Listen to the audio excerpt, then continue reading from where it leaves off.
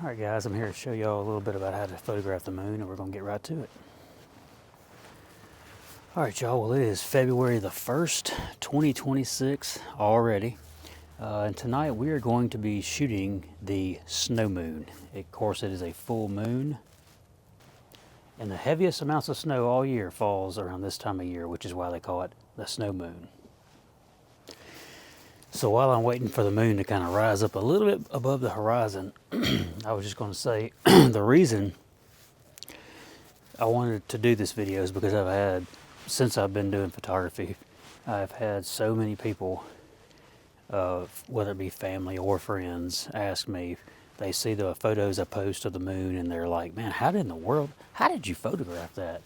Was it your cell phone? I was like, no, you can, which, you know, cell phone cameras have gotten a lot better over the years, but they're never going to produce a good quality, sharp image like a full frame camera will, or a SLR. But I've always had people ask me, how do you get a picture that sharp, that close, and to look that good? But so that's why I'm doing this video. Now, you're not going to do it with a cell phone, so just forget that. You're going to have a decent camera, and the key is, it's not really the camera. You can have a $500 camera, and that will work just fine. But if you do not have a long enough lens to, at least, I would say absolute minimum, probably 200 to 300 millimeter. If you don't have a lens that will reach at least to that, it's going to be very difficult to take a shot of the moon, a close-up shot. And I say that because I had my first zoom lens I ever bought was a, what was it? It was a 55 to 250, and it was a very cheap lens. It wasn't even made of glass, it was plastic, but it did the job for me. I was able to get a picture of the moon pretty close, and actually with editing and post, it came out pretty good. But the better the glass, the better your image is going to look, the better the result. So what I'm shooting with a Canon R5, which is it's a mirrorless camera. It's a full frame camera. But I've got a 100 to 500 millimeter lens on it, and it's a Canon L lens, which means it's top of the line as far as the glass is concerned. And even a lot of people don't realize this, even with, unless you have a 1200 millimeter lens to get way out there, all the photos you see online of the moon that's really close up, it's heavily cropped. So even though I have a 500 millimeter lens, if I take the photo, I mean, it's going to be a little bitty speck when I look at it, but when you crop into it, it appears larger. So for the most part, that's what you're seeing. If you see those photos online, it's heavily cropped, and I'm gonna do the same thing. I mean, I don't have a lens that's gonna reach that far to make the moon look like it's right in front of me. I just don't have it. They're very expensive. So now another question I often get asked is, how do you shoot a moon if you're not way away from the city? And the reason for that is, people know, photographers know that there's a thing called light pollution, and the closer you are to major cities, the more polluted the sky is going to be with light. And what that's going to do is interfere with your shot of the moon. Between the end of your lens and the moon, you have all this light pollution. You have gases, you have if you're shooting something there during the day, of course you have heat and all that to worry about, but as far as the moon goes, you have tons of light that obviously you can't see. but it's there from all the lights in the town or city that you live in. And unless you live at least, it all depends on where you are, but unless you live at least probably 30 minutes away from a decent sized little city, I'm not talking about Atlanta, Chicago, nothing like that. I'm talking about huge cities. I'm talking about little, decent little cities. For us, I live in Brandon, Mississippi, so the biggest town for us is probably, the Jackson metro area.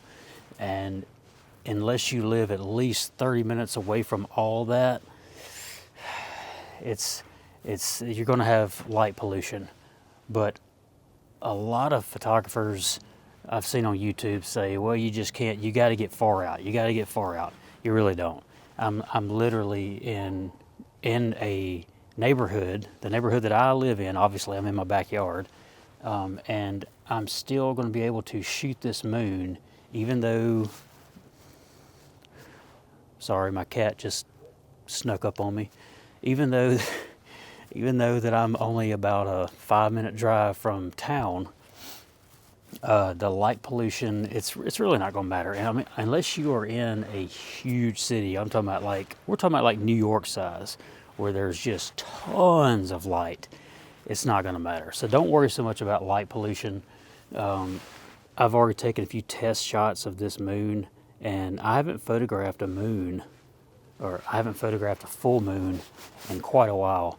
And when I did last, it was not from the city. It was from at least 20 to 30 minutes away from the big city, where it was very dark. You could see all the stars.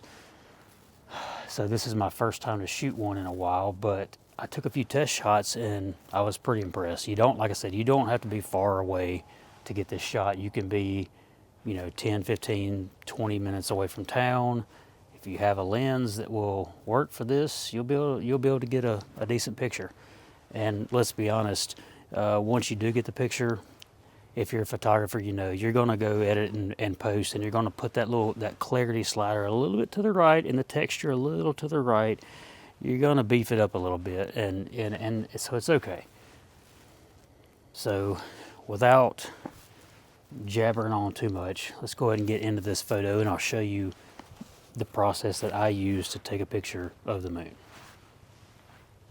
All right, y'all, so the first thing you're going to want to do, let's go ahead and set this up. I'm at 100 mil right now, and you can barely even see the moon. I'm going to zoom on in to 500 millimeter.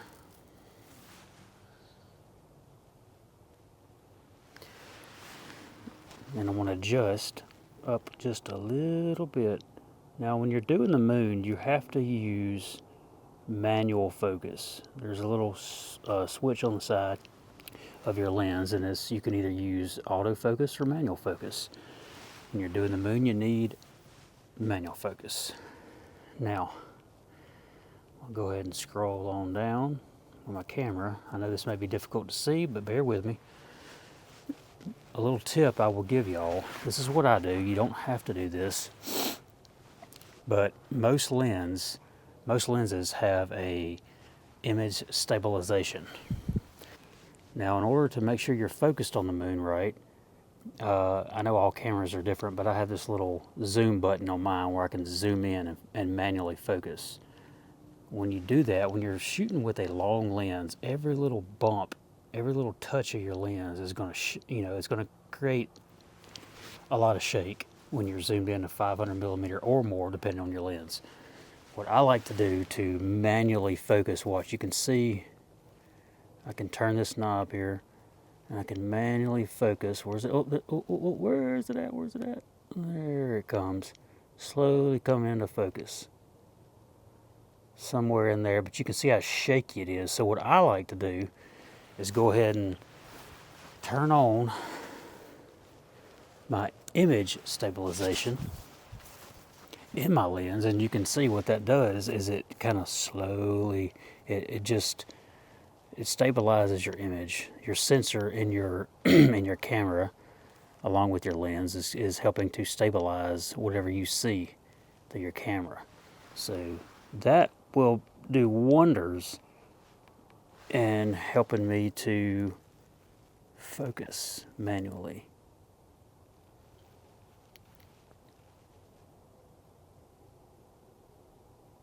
And as you can see on your screen, it's very, very tedious process. Let's see. If you go too far one way, you're out of focus. You go the other way, you're still out of focus. You have to really, I'm talking about, it's pretty difficult. You have to get it just right. And what a lot of people don't realize when you're photographing the moon, let me go ahead and move this up a little bit. It moves. I mean, the moon is moving, the earth is moving. You have to forgive me for my mouth. My mouth is literally freezing at this point. It's about 32 degrees out here, and I'm really cold. So if my lips, if I'm slurring my words and my words are jumbled, it's because my mouth is being froze. All right, so it's because my mouth is freezing. So anyway, all right, so I will, just to put this into perspective, I will put this, I'm zoomed in here, and I will leave it right there. And let's just watch. You will be able to see just how fast the moon is moving. And my camera and my lens is locked on my tripod. It's not moving. The camera I'm filming with is also not moving. Any movement you see is the movement of the moon rotating around the earth. And you can see, you know, it's not moving fast by no means, but when you're trying to zoom in at 500 millimeter and then focus on the moon and get it just pin sharp and then put you a 10-second timer on and take the shot, it can be quite aggravating when the moon is always moving, because you may get set up and you focus on the moon, and then you know, you dial your settings in just like you want it, and you go to take the shot. See, mine's timed out. You go to take the shot, and then with your 10-second timer on, you notice that come on now, zoom in. What is wrong with my camera? There we go. But you notice after all that the moon, it's not exactly in focus anymore because it's done moved from where you focused it from the last point. So, yeah, it can be aggravating, but you just got to have a little patience. So, while we're talking about the moon, before I go ahead and take this picture, I'm going to kind of explain to y'all my settings. And if you're not a photographer and you're just watching this, it's probably not going to mean much to you. If you are, you'll know what I'm talking about. So let's go ahead and redo this. I want to go ahead and put the moon about right there, because it's going to slowly probably creep into my frame more or less the way I want it. There we go. All right, so the moon's going to move a little bit to the right, and it'll slowly become in focus. Let's see, here we go. I'm going to go ahead and zoom in here like I did last time and just kind of check my focus. And it appears to be, let me see, let me tweak this just a little bit.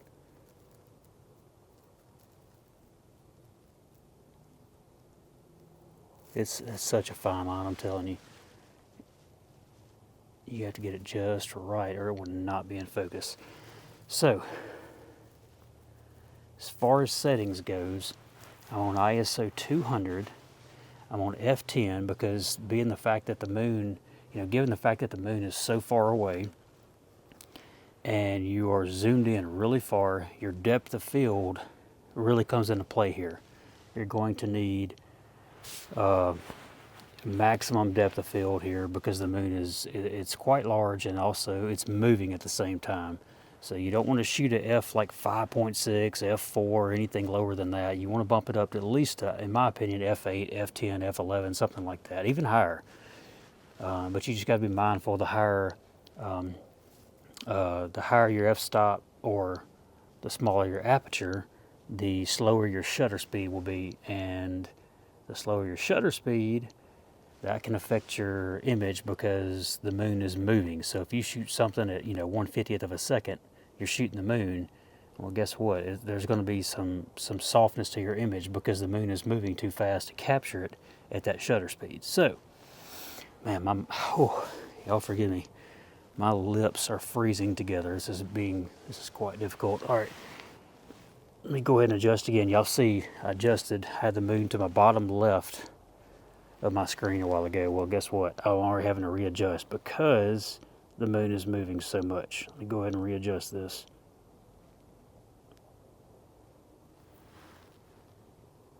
There we go. All right. Let's see if we can do this. I've taken a few test shots, and to me, f10 is about right. And and given the fact that I'm at ISO 200, and f10 is my aperture right here, that's giving me 320th of a second, and that should be fast enough to photograph the moon. Now, I will say, if you look at my exposure meter down here in the very bottom in the center, I have to stop down. There's one stop, watch the moon. There's two stops, keep watching the moon. It's very bright. There's three stops, and I don't even know anymore because it's off of the scale.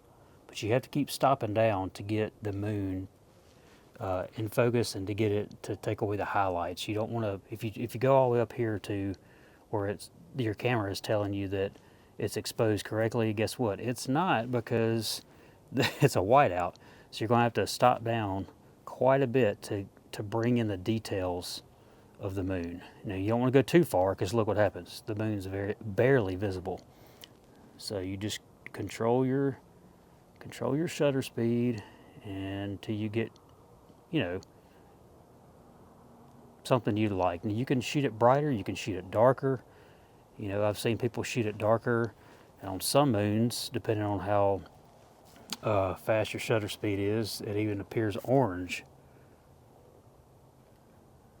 I'm going to go ahead and go with, let's zoom in, go up. What do y'all think? You want a dark moon?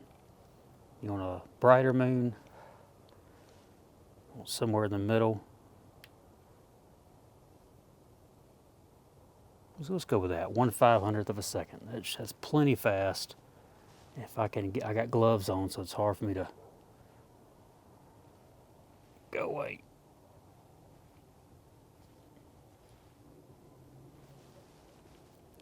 It's hard for me to press the buttons. All right, so we're going to do this for the last time because the moon is now moved up again. We're going to readjust, and about right there, lock it in. Let the weight of the lens come down. And according to my manual focus, little calibration on here on my camera, that is still saying it's in focus. So we are going to, I've got a 10-second timer put on my camera because, and the reason for the 10-second timer is because, like I said, if I zoom in here, let me bump the lens. Well, let me take that back. I still got image stabilization on. Let's take that off. If I bump my camera or my lens, you see how much shake it gives? You do not want that camera shaking like that when it takes the shot. It will give you a soft image, and it will not be sharp. It will be basically useless. So, to avoid that, most cameras have a 2-second and a 10-second timer on them, and I think you can even manually go up more than that, but that'll be good enough for us. So I've got a 10-second timer set, so it's ISO 200, which I probably could shoot at 100, but whatever. ISO 200, f10, and that's giving me 1/500th of a second. Let's go ahead and set that timer and see what it gives us.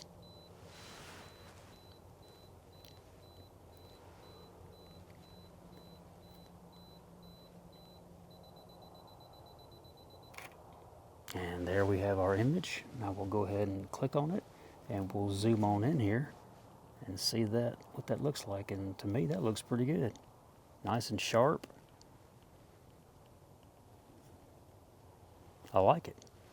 And that, ladies and gentlemen, is your 2026 snow moon. All right, y'all, I hope y'all enjoyed that video as much as I enjoyed making it. Other than the the freezing cold temperatures, I enjoyed making it. My lips are still a little stuck together.